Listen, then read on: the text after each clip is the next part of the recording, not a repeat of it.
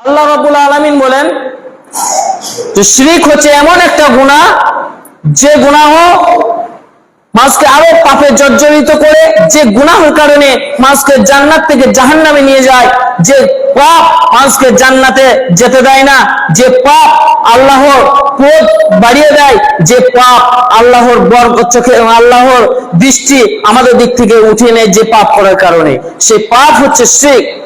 এই শিরক করলে কি হবে? আল্লাহ তাআলা বলেন বিসমিল্লাহির রহমানির রহিম, সূরা মাইদা 72 নম্বর আয়াতের মধ্যে বলছেন ইন্নাহু মান ইশরিক বিল্লাহি ফাকাদ হারামাল্লাহু আলাইহিল জান্নাহ। আল্লাহ তাআলা কোরআন মাজিদের মধ্যে বলছেন যে ব্যক্তি পাপ করবে অর্থাৎ যে ব্যক্তি শিরক করবে, ইন্নাহু মান ইশরিক বিল্লাহ, যে ব্যক্তি আল্লাহর সাথে শিরক করবে অর্থাৎ আল্লাহর সাথে কাউকে অংশীদার স্থাপন করবে, ফাকাদ হারামাল্লাহু আলাইহিল জান্নাহ, সেই ব্যক্তির জন্য জান্নাতকে হারাম করে দেওয়া হবে, ওয়ামাওয়াহুন নার, এবং সেই ব্যক্তির জন্য নির্ধারিত করে দেওয়া হবে জাহান্নামকে, ওমা লিয-যালিমিনা মিন আনসার, এবং কিয়ামতের দিন সেই ব্যক্তির জন্য কোনো ব্যক্তি থাকবে না সাহায্য করার জন্য।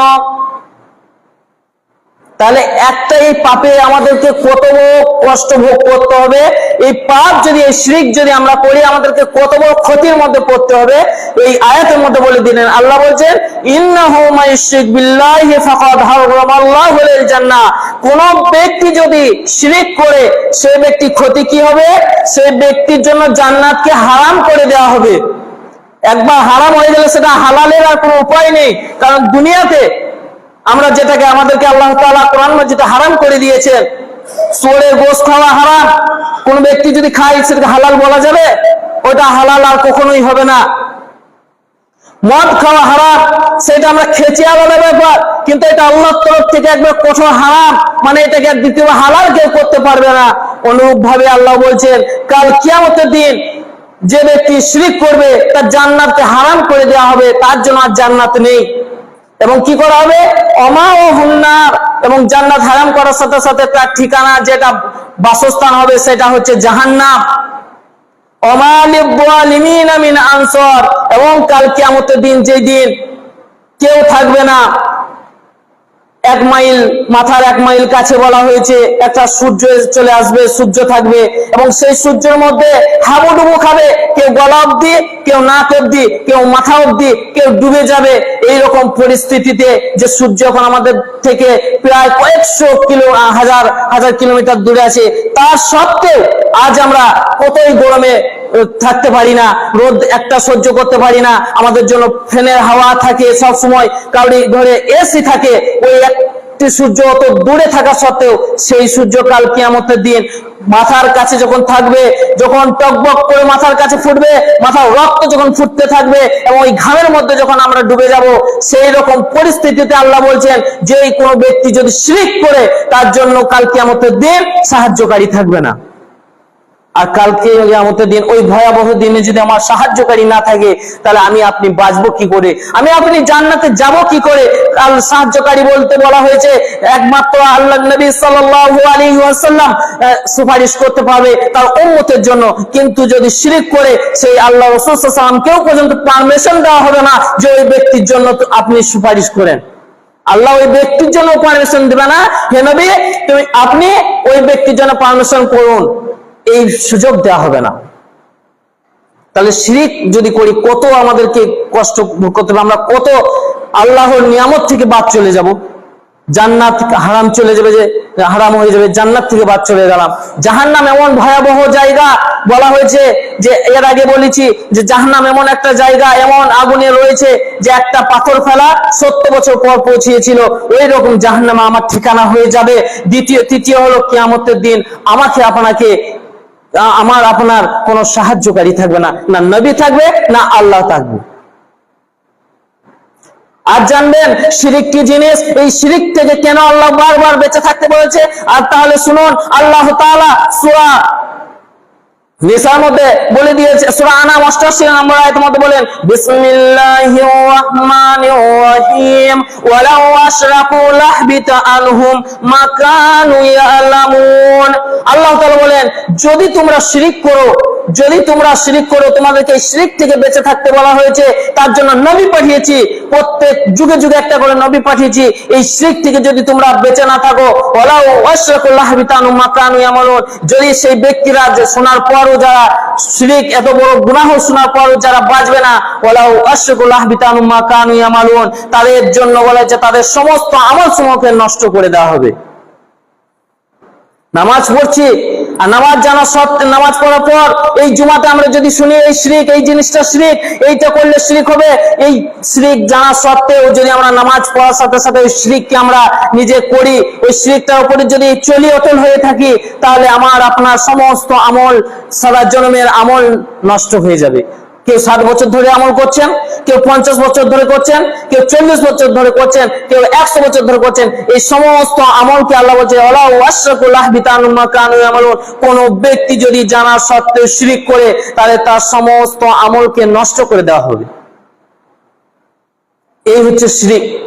এই শিরিক যে আমাকে আপনাকে জাহান্নামে নিয়ে যাবে, এই শিরিক যে শিরিক আমার আপনার জান্নাতকে হারাম করে দিবে, এই শিরিক যে কাল কিয়ামতের দিন আল্লাহ রাসূলের সুপারিশ থেকে আমাকে দূরে করে দিবে আমাকে আপনাকে।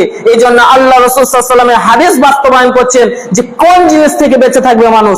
এত বড় যে বলা হয়েছে আল্লাহ কাল কিয়ামতের দিন জান্নাত হারাম করবে, জাহান্নাম ঠিকানা করবে এবং সুপারিশকারী থাকবে না, এবং আল্লাহর সমস্ত আমল নষ্ট করে দেবে। কোন আমল সেইগুলি? কোন জিনিস, যে জিনিস আমাদের এত বড় বড় ক্ষতি করবে? এটা আল্লাহ রাসূল সাল্লাল্লাহু আলাইহি ওয়াসাল্লাম স্পষ্ট বলে গিয়েছেন।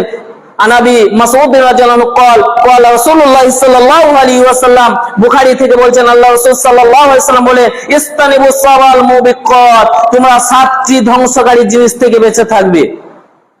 আল্লাহ রাসূল সাল্লাল্লাহু আলাইহি ওয়াসাল্লাম উম্মতের জন্য বলে গেলেন তোমরা 7টি জিনিস থেকে, ধ্বংসকারী জিনিস থেকে বেঁচে থাকবে।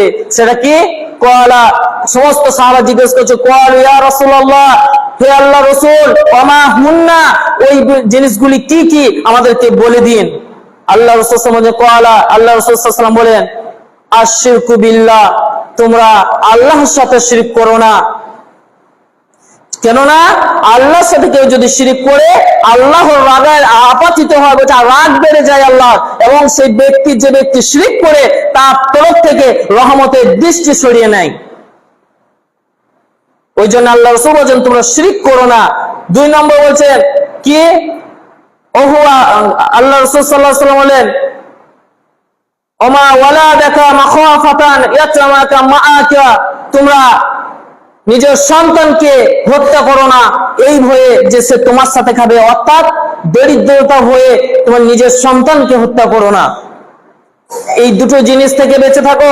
আল্লাহ রাসূল সাল্লাল্লাহু আলাইহি ওয়াসাল্লাম বলেন 3 নম্বর হচ্ছেন ওয়া আকলু রিবা, তোমরা সুদ থেকে বেঁচে থাকো। তোমরা সুদ থেকে বেঁচে থাকো।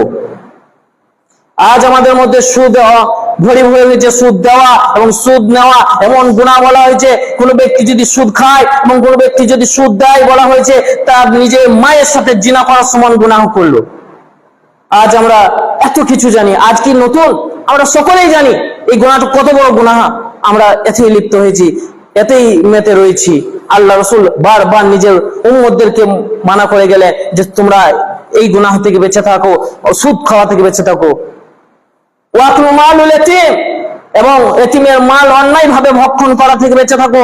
যেটা এতিমের জন্য এসেছে, যেটা এতিমের যখন জানতে পারবে মালটা এতিমের জন্য দেওয়া হয়েছে এবং জায়গা থেকে এতিমের জন্য পাঠানো হয়েছে, যখন আপনার হাতে পড়ে যাবে, এটা আমাদের কর্তব্য সেই এতিমের কাছে পৌঁছে দেওয়া। যদি আমরা ভক্ষণ করিনি, এটা হচ্ছে ধ্বংসকারী, এটা বড় গুনাহ বলা হয়েছে, কাবিরা গুনাহর মধ্যে একটা গুনাহ। ওয়াশির, অর্থাৎ জাদু থেকে বেঁচে থাকো।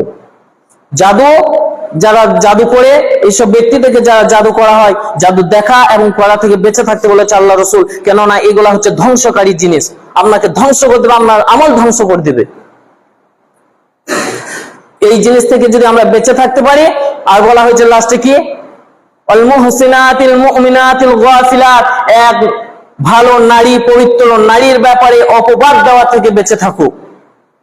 আমরা অনেকেই কি করি, স্বামী বাইরে আছে, দেশে থাকে না, বছর 3 বছর 4 বছর থাকে না, সেই নারী নামাজ পড়ে ঘরে এক মধ্যে থাকে, আমরা বলি কি আমরা অনেকজন মুখে বলি সে স্বামী ছাড়া রয়েছে, সে এই খারাপ কাজ করে, সে অমুক করে, সে বাইরে কোথাও জোয়া দেখলাম, সে হয়তো ব্যাংকের জন্য গেছে বা কোনো কাজের জন্য গেছে, আমরা বলে দিই মুখ থেকে, জিভে থেকে, আর জিভে চামড়ার জিভ, যে ও খারাপ কাজে চলে যায়, প্রত্যেক দিনও বেরোয় খারাপ কাজে চলে। আল্লাহ রাসূল সাল্লাল্লাহু আলাইহি ওয়াসাল্লাম বারবার বলেছেন এই 7টা ধ্বংসকারী জিনিস থেকে তোমরা বেঁচে থাকবে, কেননা এই ধ্বংসকারী জিনিস তোমাকে আমাকে এবং মানুষকে কি করে জান্নাতে যাওয়া থেকে হারাম করে দেয়, জাহান্নামে যাওয়ার রাস্তা করে দেয়।